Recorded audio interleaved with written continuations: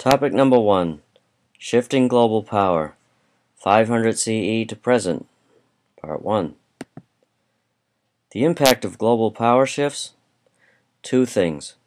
We seem to be living through one now. Second, each global shift has had a profound impact on world history, shaping the cultural, political, social, and economic patterns of societies in the process. What about now? Are we witnessing the relative decline of the United States? Are we entering the post-American world? Think back to the summer reading by Fareed Zakaria's book, The Post-American World. We will examine Zakaria's argument once we've traced the shifts in world power up to the present. We will have a debate focused on Zakaria's thesis during the second trimester. So we will leave point number 1 until later, shifting global power now and into the foreseeable future. We'll turn to our second point. What impact have shifts in global power had in the past? The classical empires. Prior to our time period, 500 CE to present, power shifted toward the Roman and Han empires and shaped world history in the process. Of course, the rise of such power was due to military conquests in most cases. The Roman legions were the key to Roman power. Improvements in mounted cavalry led to victories in Central Asia in the case of the Han. The rise of Rome. The rise of Rome from roughly 100 BCE to 500 CE unified the Mediterranean world, culturally, economically, and politically. Some of the examples: the Roman use and spread of coins, a common currency, a law code, a road system that made its way from Italy through all parts of Europe, Greco-Roman literature, art, and architecture, and Latin, the Roman language. It's the basis of many European languages today. And also Christianity, which is the official religion under Emperor Constantine. The fall of Rome had profound influence on world history as well. It left a twofold power vacuum. Europe was never unified for very long again. Charlemagne briefly unified it during the 800s. Struggles to become the new Rome ensued for centuries. The Romanovs of Russia, the Habsburgs of Spain and Austria-Hungary, Napoleon, Hitler, all trying to rebuild the ideal of Roman unity in one way or another.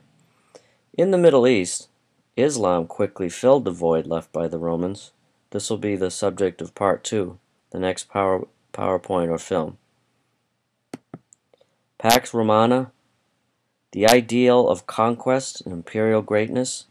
This is the legacy of Rome according to Michael Wood, although he says it began with the Greeks, particularly Alexander the Great.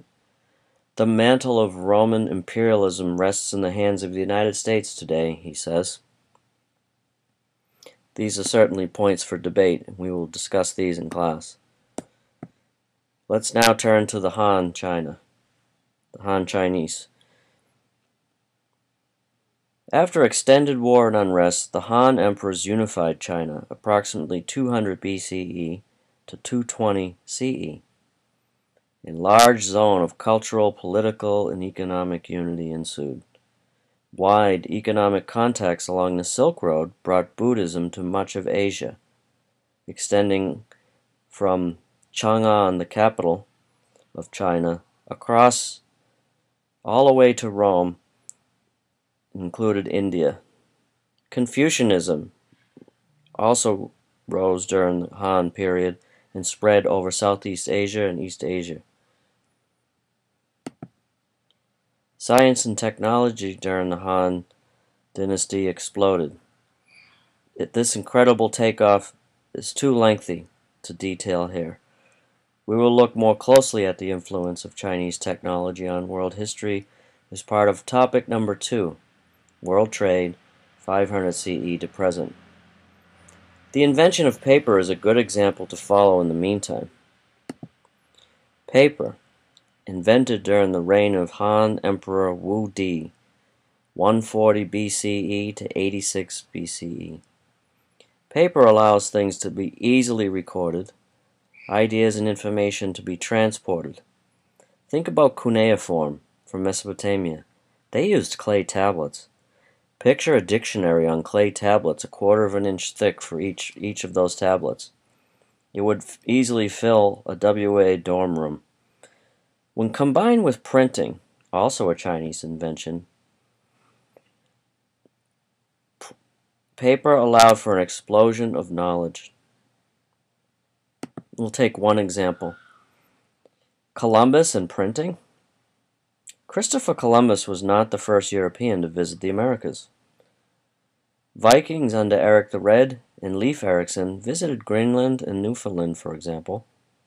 However, the news of Columbus's discovery spread due to printing and the availability of paper. In today's terms, the news went viral. News of Columbus's voyage inspired others: Hernando Cortez, Francisco Pizarro, Henry Hudson, Captain James Cook, to name a few. Would any of this have happened without paper and printing? Hard to say, worth discussing. Would such breakthroughs, such as the invention of paper, have occurred without the stability fostered by the Han Dynasty? Again, hard to say, but worthy of discussion. In conclusion, shifts in global power, as seen in the case of the Roman and Han empires, have had a profound impact on world history. They have shaped the cultural, economic, and political developments of every corner of the globe. By the time we get to the rise of European empires, our scope will be truly global. Can you summarize this process? How have shifts in global power influenced world history? You should be able to trace this process in the case of the Roman and Han empires. But what about the rise and fall of Islamic empires? What impact have they had? This will be the topic of part 2 as we focus on Islam.